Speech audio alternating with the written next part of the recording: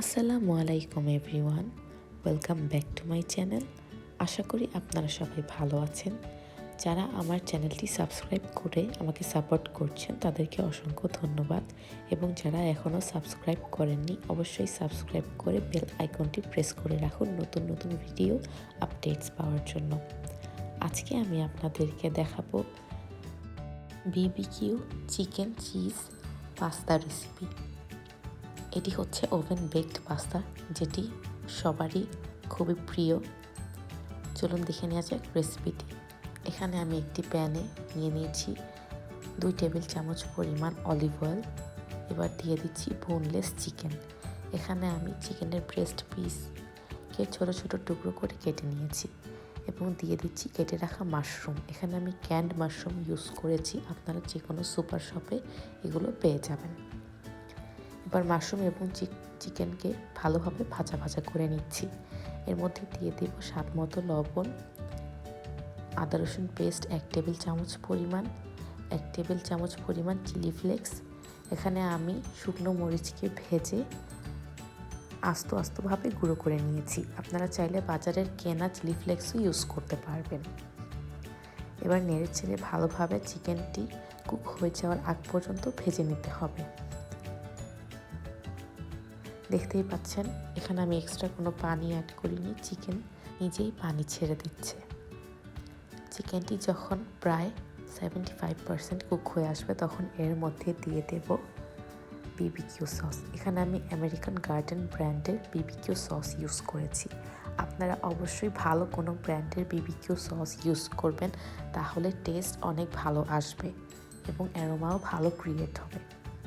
এবার BBQ sauce দিয়ে ভালোভাবে নেড়ে চেড়ে ভাজা ভাজা করে নিব চিকেন এবং মাশরুমগুলোকে, তাহলে মাশরুমের যে এক্সট্রা একটি স্মেল থাকে সেই স্মেলটি দূর হয়ে যাবে। নেড়ে চেড়ে ভালোভাবে ভেজে নিচ্ছি।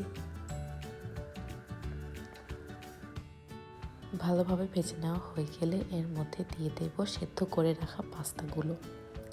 আমি এখানে পাস্তার মধ্যে পরিমাণ মতো লবণ এবং সামান্য পরিমাণে তেল দিয়ে সেদ্ধ করে রেখেছি। এখানে আমি পাস্তাতে একটু পানি রেখেছি যেন পাস্তাটি পরে ড্রাই হয়ে না যায়। আপনারা চাইলে পাস্তাটিকে ভালোভাবে স্ট্রেইন করে এটি থেকে 1 কাপ পরিমাণ পাস্তার স্টক উঠিয়ে রাখতে পারেন এবং পরবর্তীতে সেটিও ইউজ করতে পারেন, তাহলেও টেস্ট ভালো আসবে ইনশাল্লাহ।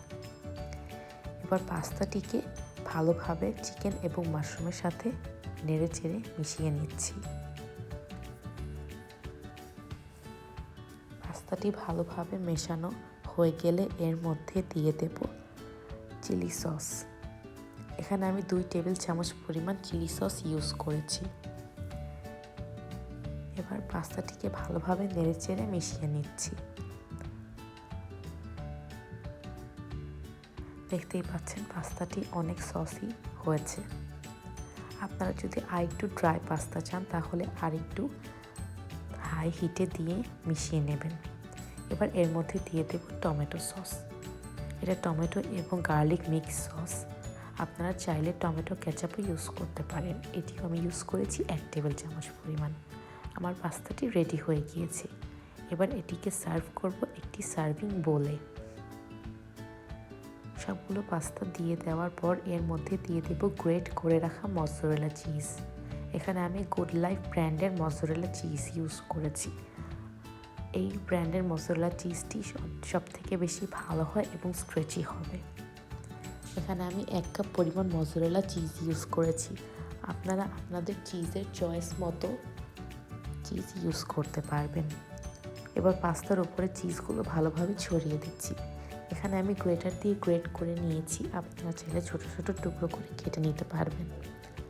সবগুলো চিজ দেওয়া হয়ে গিয়েছে এবং একটি প্রি হিটেড ওভেনে দিয়ে দেব পাস্তাটি। এখানে আমি ওভেনটিকে 10 মিনিটের জন্য 250 ডিগ্রি সেন্টিগ্রেডে আগেই প্রিহিট করে রেখেছিলাম। এখানে দেখতেই পাচ্ছেন আমি ওভেনের টেম্পারেচারটি উপর থেকে যেন হিটটি আসে এভাবে সেট করেছি এবং দিয়েছি হাই হিট 250 ডিগ্রি সেন্টিগ্রেডে 10 মিনিটের জন্য, যেন উপর থেকে চিজগুলো গলে ক্রিস্পি একটি লেয়ার ক্রিয়েট হয় রেস্টুরেন্ট স্টাইলে। দেখতেই পাচ্ছেন আমার পাস্তাটি সুন্দর রেডি হয়েছে। 10 মিনিট পর এটিকে বের করে নিচ্ছি। তৈরি হয়ে গেল আমার চিকেন চিজ বিবিকিউ পাস্তাটি। রেসিপিটি ভালো লাগলে অবশ্যই লাইক, কমেন্ট এবং শেয়ার করবেন এবং আমার চ্যানেলটি সাবস্ক্রাইব করে বেল আইকনটি প্রেস করে পাশেই থাকবেন। ধন্যবাদ। আসসালামু আলাইকুম।